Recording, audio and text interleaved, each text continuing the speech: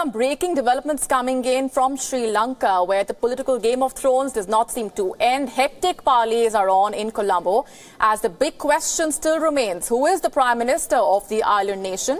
Ranil Wickremesinghe's UNP met Speaker Jayasuriya and President Sirisena over the ruckus that was witnessed earlier in the Parliament and the trust vote that was conducted yesterday. Now, UNP MP claims there will be another vote tomorrow. Meanwhile, MP Rajitha Senaratne has said that President Sirisena has assured them that he will not go against the Constitution. Earlier today, when the Parliament convened this morning, Mahinda Rajapakse sat on the Prime Minister's chair, after which he made a speech where he slammed the Speaker and the UNP. Rajapakse accused Ranil Wickremesinghe of ruining the country's economy. He said that the ousted Prime Minister borrowed money from abroad, among various allegations. Rajapakse also said in his part that Sirisena invited him to become Prime Minister, saying he will continue to be the Prime Minister of the country. And after his speech, scenes of unruly behavior were seen within the House. Some lawmakers threatened the Speaker. Bottles and dustbins were thrown in the air. The Speaker adjourned the House till November 21, and ugly scenes were witnessed inside the chamber, where the Speaker came close to being assaulted by lawmakers who were loyal to Mahinda Rajapakse. Some lawmakers with minor injuries, in fact, had to be taken to the nearest medical center.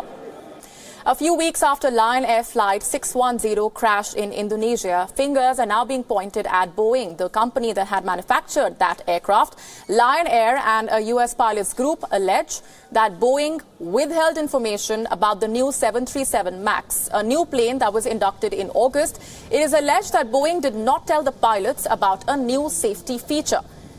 The manual that comes with the new Boeing aircraft allegedly did not mention that when the plane's computer detects a stall, it automatically triggers a response like lowering the nose of that airplane. And that crucial safety feature, according to the allegations, was not mentioned in the manual. The operational director of Lion Air issued this statement, and I'm quoting, "We don't have that in the manual of the Boeing 737 MAX 8. That's why we do not have the special training for that specific situation," is the statement coming in from Lion Air.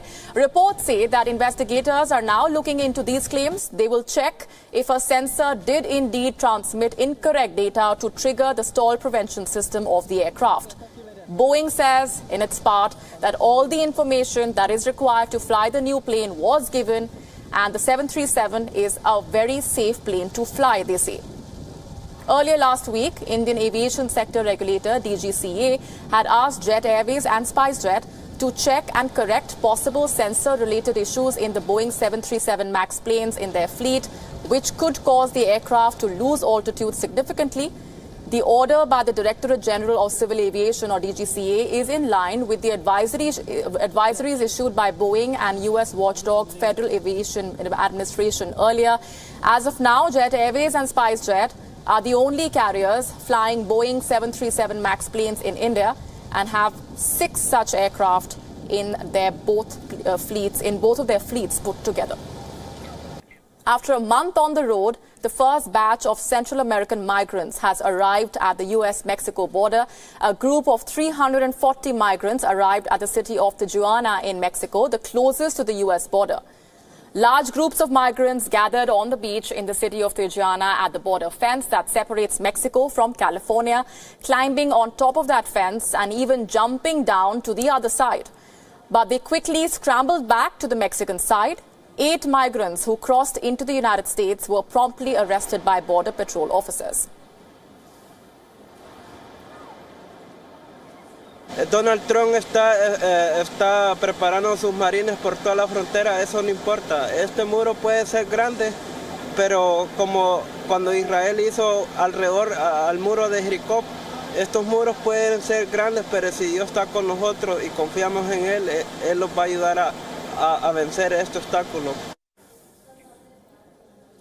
The group of migrants waited in lines to enter a shelter in Tijuana city, where many intended to rest until the remainder of their caravan members arrived. In the past few days, up to 1,000 migrants linked to the caravans have arrived in Tijuana, with a similar number expected to arrive in the next day or so. Thousands more could arrive in border towns over the next few days. Estamos esperando que vengan todos y lo que dicen ellos es que van a ver qué solución le hayan en este caso y ya estando en la mera puerta ellos, ¿me entiendes? Y algunos vienen con ideas de que algún familiar los va a pasar con coyote, otros van a pelear asilo. Y bueno, yo en este caso tengo familias allá, me dijeron que me iban a ayudar, pero vamos a ver ya al final qué va a suceder. Eso esperamos a ver que todo salga bien. This group of migrants camped in the city despite the stand taken by America on troops and the use of force to keep this caravan out. Secretary of Defense Jim Mattis justified the Mexico border, saying that everything within their power will be done to block the entry of these migrants. I would anticipate, with what we've been asked to do so far, probably within a week to 10 days, we'll have done what's needed. Now, of course, it's a dynamic situation. There'll be new requests coming in. But we can move the troops back and forth. Right now, because we're just putting in the obstacles, I'm 100% confident we have the number of troops at each of those ports of entry to complete what we've been asked to do prior to the arrival of the large caravans. Meanwhile, another group of South Americans drove into the state of Sinaloa along the Gulf of California. Buses carrying about the area. Migrants were seen pushing and shoving each other as they competed for seats on the bus. Migrants traveling with children said they have been enduring long walks with little to eat and drink and were grateful to be transported by bus to their next destination.